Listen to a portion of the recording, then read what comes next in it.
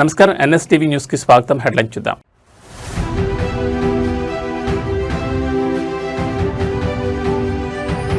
కుప్పంలో CM Chandrababu IT mark governance ప్రతిష్టాత్మక జననాయకుడు portal పరిశీలన.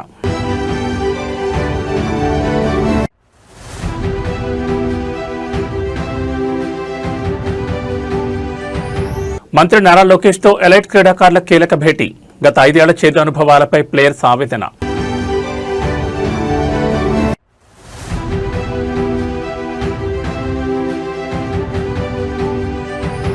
మిడ్జిల్ గడ్డపై సీఎం రేవంత్ రెడ్డి భావోద్వేగం. డాక్టర్ బిఆర్ అంబేద్కర్, ద్యాప గోపాలరెడ్డి విగ్రహాల ఆవిష్కరణ.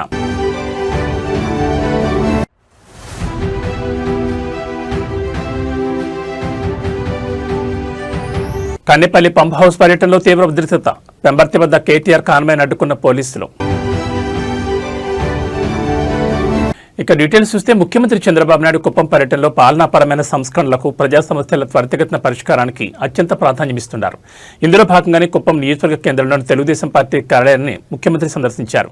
అక్కడ ప్రజల నుంచి వినతులు స్వీకరించి వాటిని ఆన్లైన్ ద్వారా ట్రాక్ చేసేందుకు ప్రతిష్టాత్మకంగా నిర్వహిస్తున్న జననాయకుడు కార్యక్రమం పనితీరును ఆయన స్వయంగా తనిఖీ చేశారు. ప్రజలు ఇచ్చిన ఒక్కో అర్జీ ఏ దశలో ఉంది, వాటికి ఐటీ యంత్రాంగం ఎలా స్పందిస్తోంది అనే అంశాలపై సీఎం క్షేత్రస్థాయి పరిశీలన చేశారు.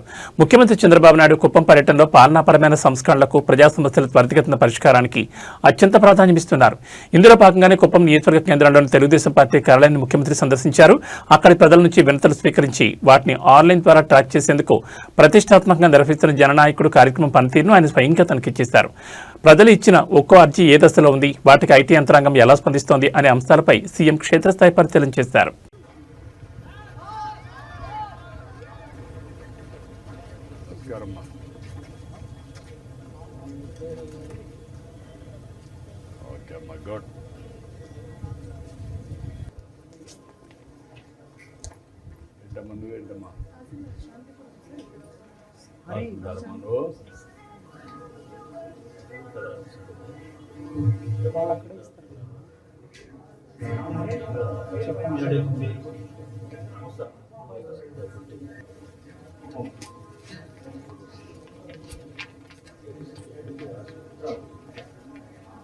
చూస్తాను, చదువుతాను, చెప్తాను. సమస్య అర్థమైంది, ఏం చేయాలి చెప్తాను. ఏంటమ్మా మీరంతా కలిసి వచ్చారా? నువ్వుమా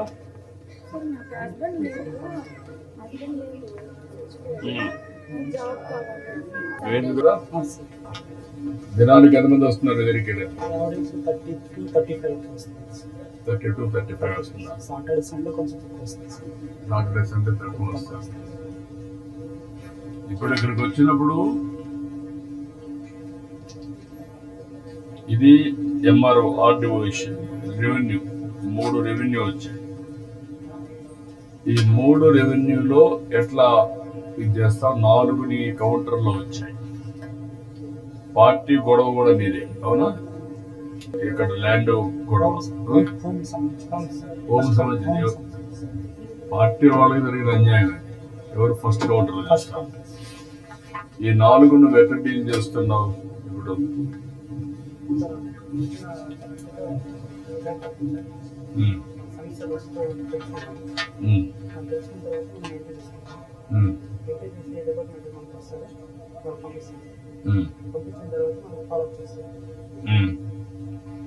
ఫాలో అప్ ఎట్ చేస్తున్నావు?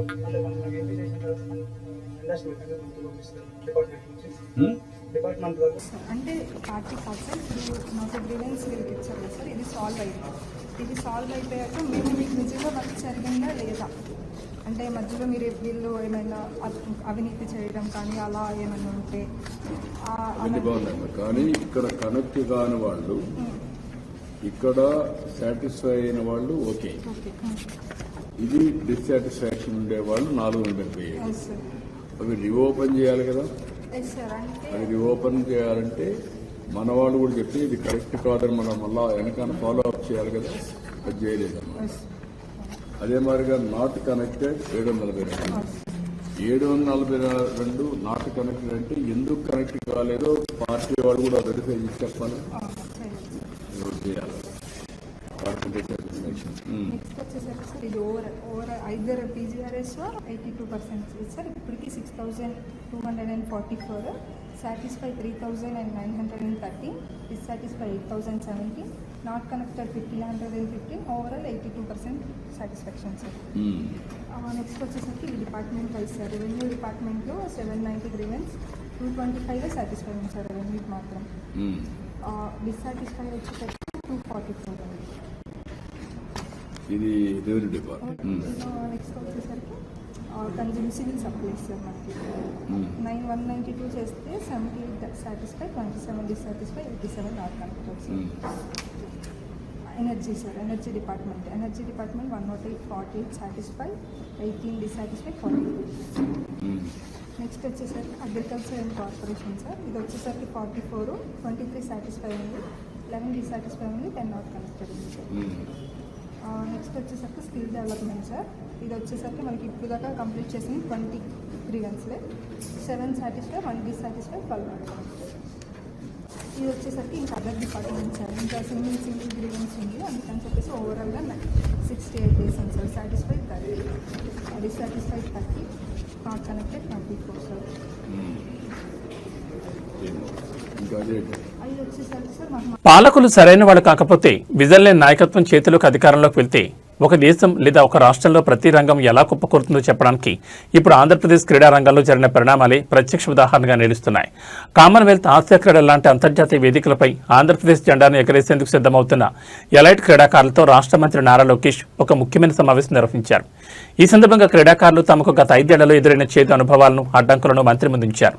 గత టీడీపీ హయాంలో క్రీడాకారులను తీర్చిదిద్దేందుకు తెచ్చిన ప్రతిష్టాత్మక ప్రాజెక్ట్ గాంధీవను గత ప్రభుత్వం ఎలా నిర్వీర్యం చేసిందో ప్లేయర్స్ వివరించిన తీరు ఇప్పుడు సంచలనంగా మారింది.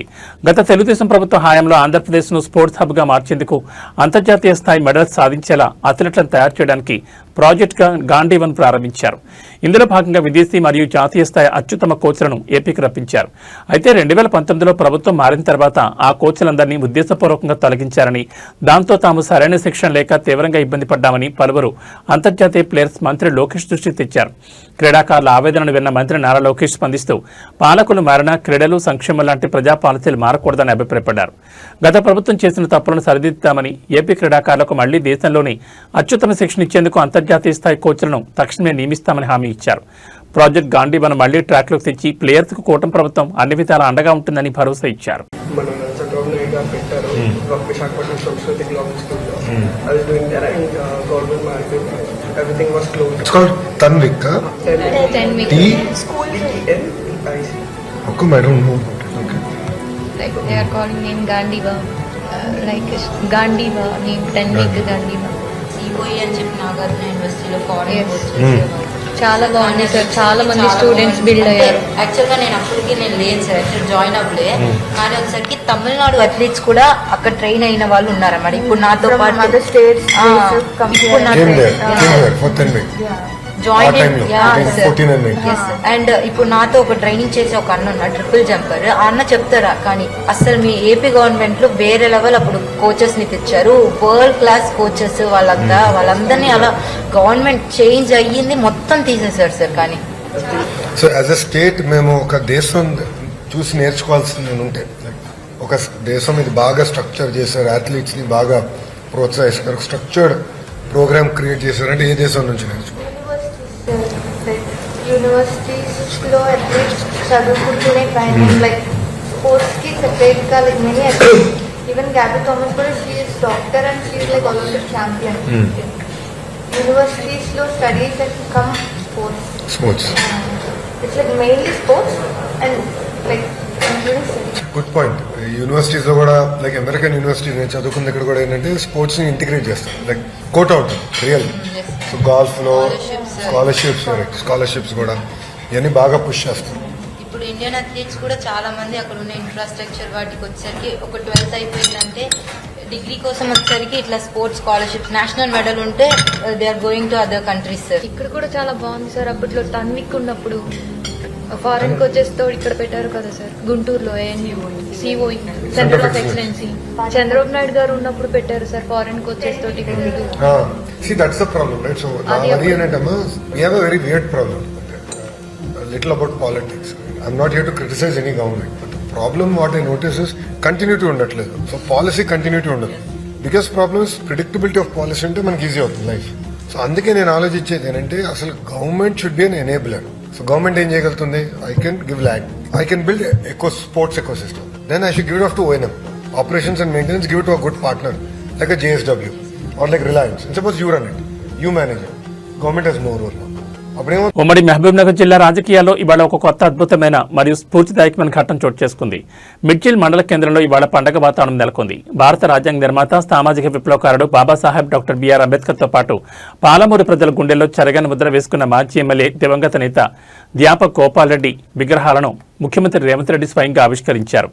మిడ్జిల్లోని వెల్చాల క్రాస్ రోడ్ వద్ద ఏర్పాటు చేసిన ఈ విగ్రహాల ఆవిష్కరణ కార్యక్రమానికి సీఎం రాకతో నియోజకవర్గ వ్యాప్తంగా కాంగ్రెస్ శ్రేణులు, అభిమానులు, సామాజిక సంఘాల నేతలు వేలాదిగా తరలివచ్చారు.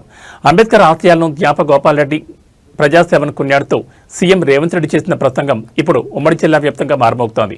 మిడ్జిల్ మండలంలోని వెల్చాల క్రాస్ రోడ్ జంక్షన్ వద్ద ఈ విగ్రహాల ఏర్పాటుపై గత కొంతకాలంగా స్థానికంగా భారీ ఏర్పాట్లు జరుగుతున్నాయి. శనివారం నాటి పర్యటనలో భాగంగా ప్రత్యేక హెలికాప్టర్ ద్వారా చేరుకున్న ముఖ్యమంత్రి రేవంత్ రెడ్డికి స్థానిక ప్రజాప్రతినిధులు, బ్యూరోక్రాట్లు ఘనస్వాగతం పలికారు. అనంతరం నేరుగా బెల్చాల క్రాస్ రోడ్డుకు చేరుకున్న ముఖ్యమంత్రి వేద మంత్రోచ్చారణలు, అభిమానుల జయజయధ్వానాల మధ్య డాక్టర్ బిఆర్ అంబేద్కర్ విగ్రహాన్ని, అలాగే గుడిగానిపల్లి గోపాల్ రెడ్డిగా ప్రజాదరణ పొందిన మాజీ ఎమ్మెల్యే ధ్యాప గోపాల్ రెడ్డి విగ్రహాలను ఆవిష్కరించి పూలమాలలు వేశారు.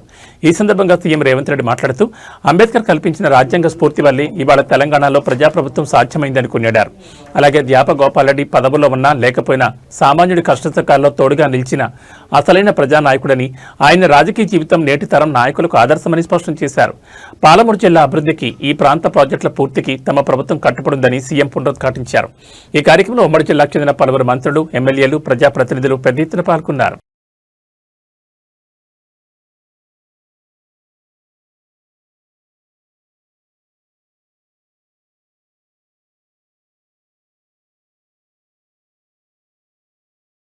తెలంగాణ రాజకీయాల్లో కన్నెపల్లి పంప్ హౌస్ వేదికగా మరో భారీ పోలీస్ మరియు పొలిటికల్ హైడ్రామా మొదలైంది. కాళేశ్వరం కన్నెపల్లి పంప్ హౌస్ పర్యటనకు బయలుదేరిన బీఆర్ఎస్ వర్కింగ్ ప్రెసిడెంట్ కేటీఆర్ పర్యటనను అడ్డుకోవడానికి కాంగ్రెస్ ప్రభుత్వం శతవిధాలా ప్రయత్నిస్తోందన్న వార్త ఇప్పుడు రాష్ట్ర వ్యాప్తంగా దావానాలా వ్యాపించింది. హైదరాబాద్ వరంగల్ జాతీయ రహదారిపై పోలీసులు భారీ ఎత్తున మోహరించారు. పలుచోట్ల బారికేడ్లు పెట్టి వస్తున్న బీఆర్ఎస్ నాయకులు, కార్యకర్తలు, రైతుల వాహనాలు అడ్డుకుంటున్నారు. ఈ క్రమంలోని జనగాం జిల్లా పెంబర్తి వద్ద పోలీసులు కేటీఆర్ కాన్వాయ్ను బారికేడ్లు పెట్టి అడ్డుకోవడంతో ఒకసారిగా అక్కడ రణరంగం సృష్టించబడింది. కన్నెపల్లి పంప్ హౌస్ దుస్థితిని, అక్కడి క్షేత్రస్థాయి వాస్తవాలను ప్రజలకు చూపేందుకు కేటీఆర్ ఈ పర్యటనకు శ్రీకారం చుట్టారు. అయితే ఈ పర్యటనకు అనుమతి లేదంటూ వరంగల్ హైవే పొడవునా పోలీసులు పెట్రోలింగ్ తెప్పించారు. ముఖ్యంగా పెంబర్తి వద్దకు కేటీఆర్ కాన్వాయ్ చేరుకోగానే వందలాది మంది పోలీసులు ఒక్కసారిగా బారికేడ్లను అడ్డం పెట్టారు. దీంతో కేటీఆర్ కాన్వాయ్తో పాటు వస్తున్న వందలాది బీఆర్ఎస్ వాహనాలు నిలిచిపోయాయి. వాహనాలు అడ్డుకోవడంపై తీవ్ర ఆగ్రహం వ్యక్తం చేసిన కేటీఆర్ మరియు ముఖ్య నాయకులు కార్ల నుంచి కిందకు దిగి పోలీసులతో వాగ్వాదానికి దిగారు. తాము శాంతియుతంగా పర్యటనకు వెళ్తుంటే ఎందుకు అడ్డుకుంటున్నారని, కాంగ్రెస్ ప్రభుత్వం తమ వైఫల్యాలను కప్పిపుచ్చుకోవడానికి పోలీసులను వాడుకుంటోందని మండిపడ్డారు. ఈ విషయం తెలియడంతో పెంబర్తి బారికేడ్ల వద్దకు స్థానిక బీఆర్ఎస్ శ్రేణులు, రైతులు భారీగా చేరుకుంటూ పోలీసుల ఆంక్షలను ఛేదించేందుకు ప్రయత్నిస్తున్నారు.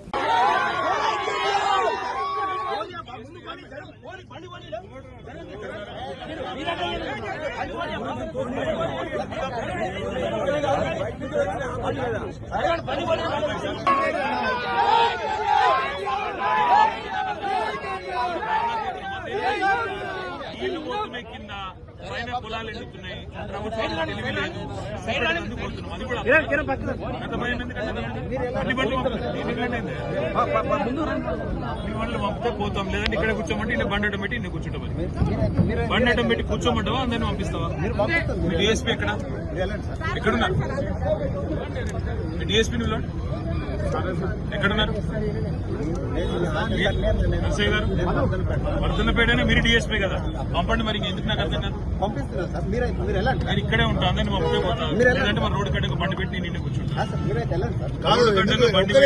తెలంగాణ రాజకీయాల్లో కాళేశ్వరం ప్రాజెక్టు చుట్టూ తిరుగుతున్న విమర్శలు, ప్రతి విమర్శల మధ్య బీఆర్ఎస్ పార్టీ ఒక సంచలన యాక్షన్ ప్లాన్ తో క్షేత్రస్థాయిలోకి దూసుకొచ్చింది. కాళేశ్వరం ప్రాజెక్టులో అత్యంత అంతర్భాగమైన కన్నెపల్లి పంప్ హౌస్ సందర్శన కోసం బీఆర్ఎస్ వర్కింగ్ ప్రెసిడెంట్ కేటీఆర్ నేతృత్వంలో ఒక జంబో బృందం హైదరాబాద్ నుంచి రోడ్డు మార్గాన్ని బయలుదేరింది. కాంగ్రెస్ ప్రభుత్వం చేస్తున్న ఆరోపణలను తిప్పికొట్టడమే కాకుండా అసలు కన్నెపల్లి పంప్ హౌస్ పరిస్థితి ఏంటి, అక్కడ ఏం జరుగుతోంది అనే వాస్తవాలను జనాల్లోకి తీసుకెళ్లడమే లక్ష్యంగా ఈ పర్యటన సాగుతోంది. కేటీఆర్తో పాటు పార్టీకి చెందిన టాప్ లీడర్స్ అందరూ ఈ కాన్వాయ్లో ఉండడం ఇప్పుడు రాష్ట్ర వ్యాప్తంగా హాట్ టాపిక్ గా మారింది. హైదరాబాద్లోని గాంధీనగర్ మరియు తెలంగాణ భవన్ పరిసరాల నుంచి ఈ ప్రతినిధుల బృందం పర్యటన ప్రారంభమైంది. కేటీఆర్ సారథ్యంలో సాగుతున్న ఈ పర్యటనలో మాజీ మంత్రి ప్రస్తుత MLA Gangula Kamalakar, Rajya Sabha MP Baddiraju Ravichandra, Jangaon MLA Palla Rajeshwar Reddy, Huzurabad MLA Padi Kaushik Reddy ప్రత్యేక ఆకర్షణగా నిలిచారు. వీరితో పాటు మాజీ MP Boinapally Vinod Kumar, fire brand మాజీ ఎమ్మెల్యేలు బాలకుసుమన్, జీవన్ రెడ్డి, వడితెల సతీష్ కుమార్, చల్లా ధర్మారెడ్డి సహా పలువురు ముఖ్య నేతలు ఈ బృందంలో ఉన్నారు. కాళేశ్వరం ప్రాజెక్టు రీడిజైనింగ్, పంప్ హౌస్ల నిర్వహణపై క్షేత్రస్థాయిలో టెక్నికల్ టీంతో కలిసి ఈ నాయకులు రివ్యూ చేయనున్నారు. కాంగ్రెస్ సర్కార్ కావాలనే ప్రాజెక్టు నిర్వీర్యం చేస్తోందన్న లైవ్ ఆధారాలను ప్రజల ముందు ఉంచడమే ఈ జంబో టీం ప్రధానోద్దేశంగా కనిపిస్తోంది.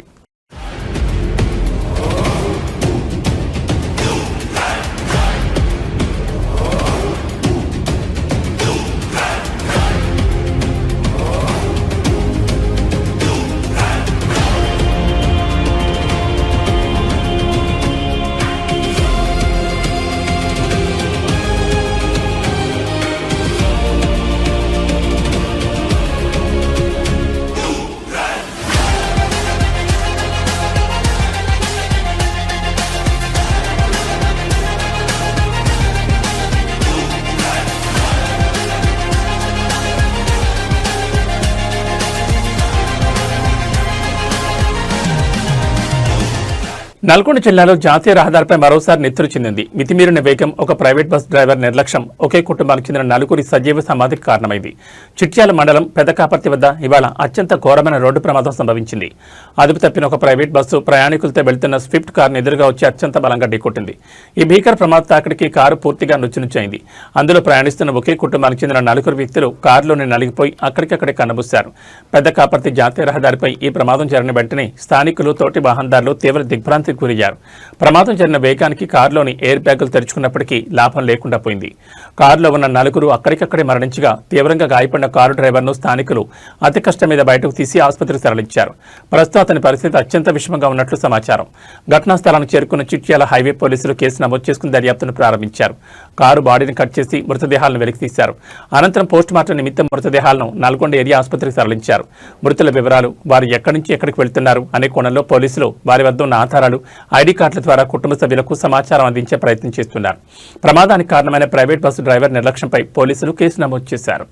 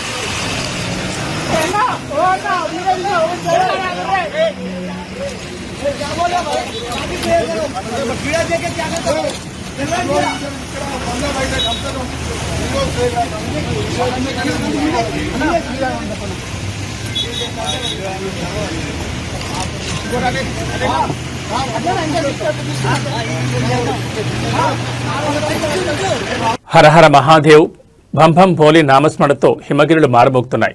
హిందువుల అత్యంత పవిత్రమైన అమర్నాథ్ యాత్ర అత్యంత వైభవంగా కట్టుదిట్టమైన భద్రతా ఏర్పాట్ల మధ్య కొనసాగుతోంది. జమ్మూ కాశ్మీర్లో బాబా బర్పాని మంచులింగ దర్శనానికి భక్తులు పోటెత్తున్నారు.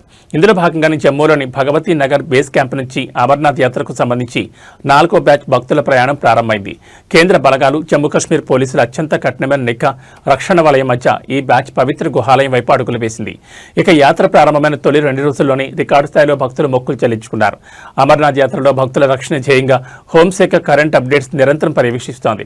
తాజాగా బయలుదేరిన 4వ బ్యాచ్లో మొత్తం 6,731 మంది భక్తులు ఉన్నారు. వీరంతా ప్రత్యేక వాహన శ్రేణిలో సెక్యూరిటీ కాన్వాయ్ రక్షణలో బల్తాల్ మరియు పహల్గాం బేస్ క్యాంపుల వైపు ప్రయాణమయ్యారు. మరోవైపు ఈ ఏడాది అమర్నాథ్ యాత్రకు భక్తుల స్పందన ఊహించని స్థాయిలో కనిపిస్తోంది. కేవలం యాత్ర ప్రారంభమైన తొలి 2 రోజుల్లోనే ఏకంగా 32,313 మంది భక్తులు పవిత్ర అమర్నాథ్ గుహాలయాన్ని సందర్శించి స్వామివారికి తమ మొక్కులు చెల్లించుకున్నట్లు అధికారిక గణాంకాలు చెబుతున్నాయి. వాతావరణం అనుకూలించడం, అంతటా డిజిటల్ రిజిస్ట్రేషన్, ట్రాకింగ్ మరియు అధునాతన సదుపాయాలు ఉండడంతో భక్తులు ఎలాంటి ఇబ్బందులు లేకుండా అత్యంత వేగంగా దర్శనాలు పూర్తి చేసుకుంటున్నారు.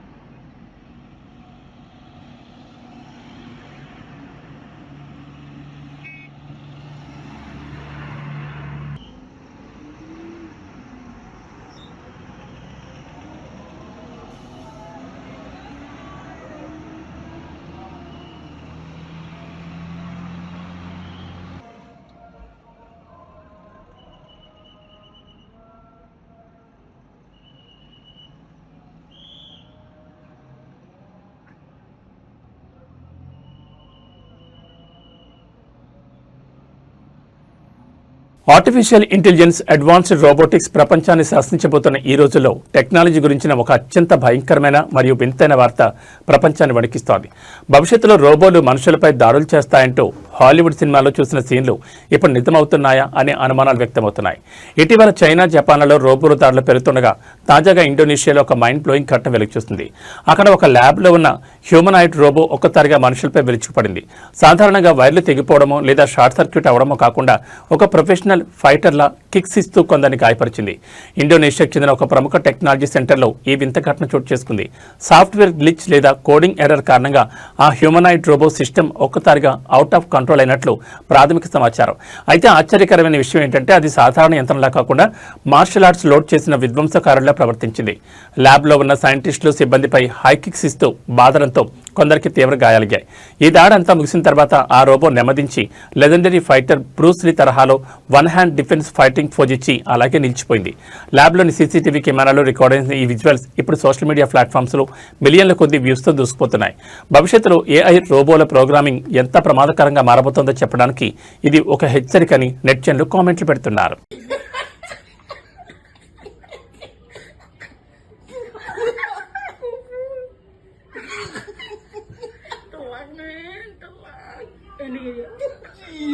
దేశంలో వరుస అరెస్టులు ప్రతిపక్ష నేతలపై లేదా పౌర సమాజంపై సాగుతున్న కేసుల పర్వం ఇప్పుడు తీవ్రమైన చర్చకు దారితీస్తోంది.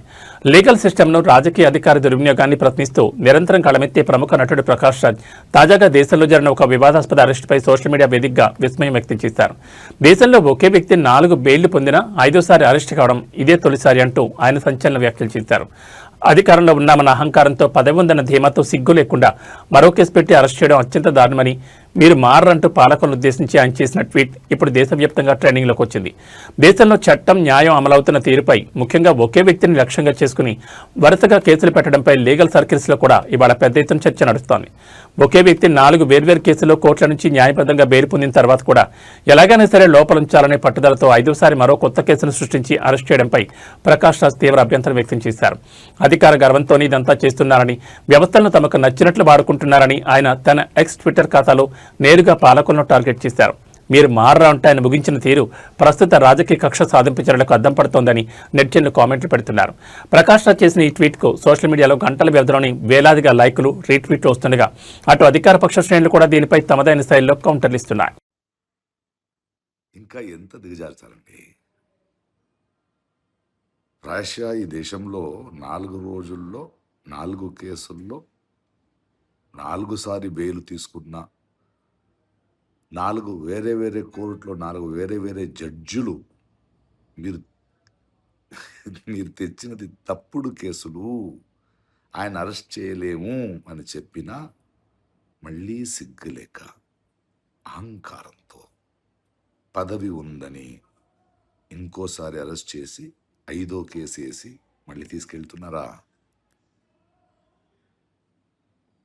మీరు మారరు. ప్రజలు అర్థం చేసుకోవాలి, చూస్తున్నారు. ఇప్పుడు దాకా రావణికి అండగా నించున్న ప్రతి ఒక్కరికి ధన్యవాదాలు. ఆన్లైన్ చూద్దాం ఈజీ మనీ కోసం యువత ఎలాంటి ఘోరాలు కూడగొడుతుందో చెప్పడానికి కరీంనగర్లో జరిగిన ఈ ఘటనే ఒక ప్రత్యక్ష సాక్ష్యం. అప్పులు తీర్చడం కోసం ఒక 21 ఏళ్ల డిగ్రీ విద్యార్థి కరడుకట్టిన నేరస్తులా మారిపోయాడు. పనిపిస్తానని నమ్మించి 55 ఏళ్ల ఒక అమాయక దినసరి మహిళా కూలిని నిర్జన ప్రదేశానికి తీసుకెళ్లి ఆమె ఒంటిపై ఉన్న నగలను దోచుకోవడమే కాకుండా ప్రాణాలతో కాకుండా చెయ్యాలనే ఉద్దేశంతో వ్యవసాయ బావిలోకి తోసేశాడు. ఆమె బావిలోని తాడు పట్టుకుని పైకి వచ్చే ప్రయత్నం చేయగా ఆ తాడును సైతం కత్తితో కత్తిరించి వెళ్లిపోయిన ఆ కిరాతకుడి గుండె ఎంత రాయలా మారిందో ఊహించుకోవచ్చు. కానీ దేవుడున్నాడు అన్నట్లుగా ఆ మహిళ దాదాపు 21 గంటల పాటు బావిలోని ఒక కేబుల్ వైర్ను పట్టుకుని మృత్యుతో పోరాడి ప్రాణాలతో నిలిచింది. జగిత్యాల జిల్లా గొల్లపేటకు చెందిన దమ్మ దినేష్ రెడ్డి అనే 21 ఏళ్ల యువకుడు కరీంనగర్లో డిగ్రీ సెకండ్ ఇయర్ చదువుతున్నాడు. ఈ క్రమంలోనే ఆన్లైన్ బెట్టింగ్లు, గేమ్స్కి బానిసై ఏకంగా 4 లక్షల వరకు నష్టపోయాడు. పలు లోన్ యాప్లలో చేసిన అప్పులు తీర్చమని నిర్వాహకులు ఒత్తిడి చేయడంతో దారుణమైన దోపిడీకి స్కెచ్ వేశాడు. కరీంనగర్ టవర్ సర్కిల్ లేబర్ అడ్డా వద్దకు వెళ్లి 55 ఏళ్ల లక్ష్మి అనే మహిళ కూలీని పొలం పని ఉందంటూ నమ్మించి నుస్తులాపూర్ పరిసరాల్లోని నిర్జన ప్రదేశానికి తీసుకెళ్లాడు. అక్కడ ఆమెపై దాడి చేసి మెడలోని బంగారం, వెండి నగలను లాక్కున్నాడు. అనంతరం ఆమె గట్టిగా అరిస్తే దొరికిపోతానని భయంతో పక్కనే ఉన్న బావిలోకి తోసేశాడు. బావిలో పడిన మహిళ ఎలాగోలా ఓ తాడును పట్టుకోగా ఆ తాడును కూడా కట్ చేసి కిరాతకంగా పారిపోయాడు. కానీ ఈత తెలిసిన ఆ మహిళ ధైర్యం కోల్పోకుండా బావిలోని మోటార్ కేబుల్ పైపును గట్టిగా పట్టుకుని రాత్రంతా మృత్యుతో పోరాడింది. మరుసటి రోజు ఉదయం స్థానిక రైతులు ఆమె అరుపులు గమనించి సురక్షితంగా రక్షించారు. బాధితురాలి ఫిర్యాదుతో రంగంలో దిగిన పోలీసులు సీసీటీవీ ఫుటేజ్, ఫోన్ డేటా ఆధారంగా నిందితుని, అతనికి సహకరించిన నగల వ్యాపారిని శనివారం అరెస్ట్ చేశారు.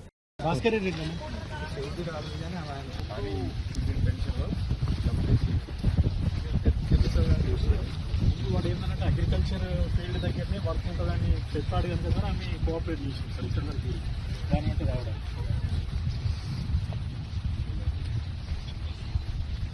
ఎగ్జాక్ట్లీ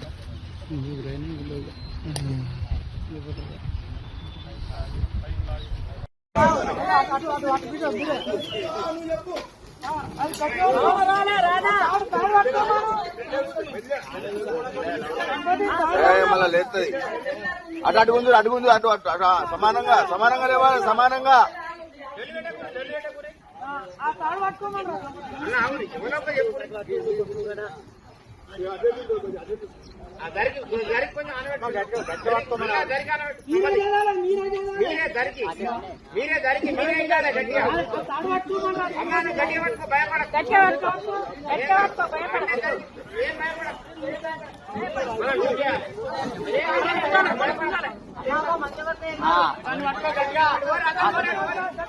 బంగారం కొందామనుకునే వారికి మార్కెట్ ఊహించని షాకుల మీద షాకులు ఇస్తోంది. పసిడి ధరలు అసలు తగ్గడం లేదు సరికదా. ప్రతిరోజు సరికొత్త రికార్డులను తిరగరాస్తూ సామాన్యులకు అందనంత ఎత్తుకు పరుగులు పెడుతున్నాయి.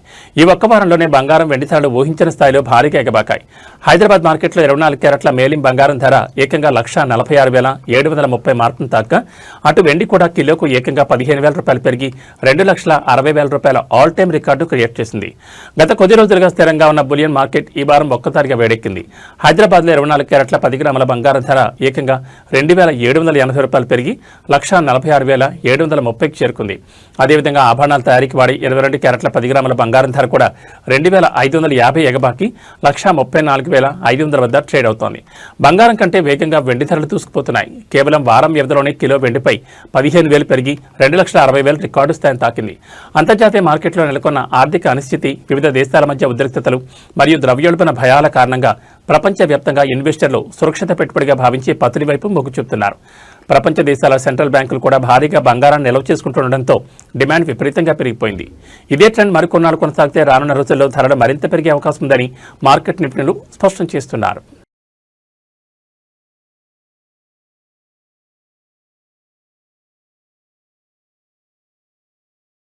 Nandamuri hero, Tollywood most versatile actor Kalyan Ram ఇవాళ తన పుట్టినరోజును జరుపుకుంటున్నారు. ఈ సందర్భంగా నందమూరి అభిమానులకు ఒక క్రేజీ బర్త్డే సర్ప్రైజ్ ఇచ్చారు. Tollywood commercial king Anil Ravipudi, Victory Venkatesh, Kalyan Ram హీరోలుగా అనిల్ రావుపూడి డైరెక్షన్లో ఒక భారీ మల్టీస్టారర్ సినిమా రూపుదిద్దుకుంటున్న సంగతి మనందరికీ తెలిసిందే. ఈ ప్రతిష్టాత్మక చిత్రంలో కళ్యాణ్ రామ్ పోషిస్తున్న పాత్రకు సంబంధించిన ఫస్ట్ లుక్ పోస్టర్ను అనిల్ రావుపూడి వేళ అధికారికంగా విడుదల చేశారు. పూర్తిగా తెలుగుదనం ఉట్టిపడేలా పంచెకట్టు, మెడలో పూలహారంతో నవ్వుతూ కనిపిస్తున్న కళ్యాణ్ రామ్ లుక్కు సోషల్ మీడియాలో ఫ్యాన్స్ ఫిదా అయిపోతున్నారు. అనిల్ రావుపూడి దర్శకుడిగా మారడానికి కళ్యాణ్ రామ్ ఇచ్చిన పటాస్ సినిమానే పునాది. అందుకే కళ్యాణ్ రామ్ అంటే అనిల్ రావుపూడికి ఎప్పుడూ ప్రత్యేకమైన గౌరవం ఉంటుంది. ఈ విషయాన్ని గుర్తు చేస్తూ అనిల్ రావుపూడి ఎక్స్లో ఒక బ్యూటిఫుల్ నోట్ పంచుకున్నారు. నా తొలి హీరో, నా బెస్ట్ బడ్డీలలో ఒకరైన కళ్యాణ్ రామ్ గారికి హ్యాపీ బర్త్డే. నా తొలి హీరో, నా బెస్ట్ బడ్డీలలో ఒకరైన కళ్యాణ్ రామ్ గారికి హ్యాపీ బర్త్డే. డెబ్యూ డైరెక్టర్గా నాపై మీరు ఉంచిన నమ్మకానికి నేను ఎప్పటికీ కృతజ్ఞుడిని అంటూ రాసుకొచ్చారు.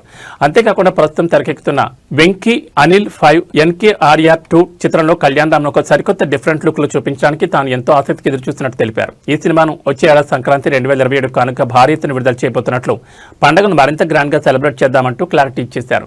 Anil Ravipudi mark entertainment crazy crime thriller backdrop లో వస్తున్న ఈ మల్టీస్టారర్ మూవీపై టాలీవుడ్ లో అంచనాలు ఆకాశాన్ని తాకుతున్నాయి.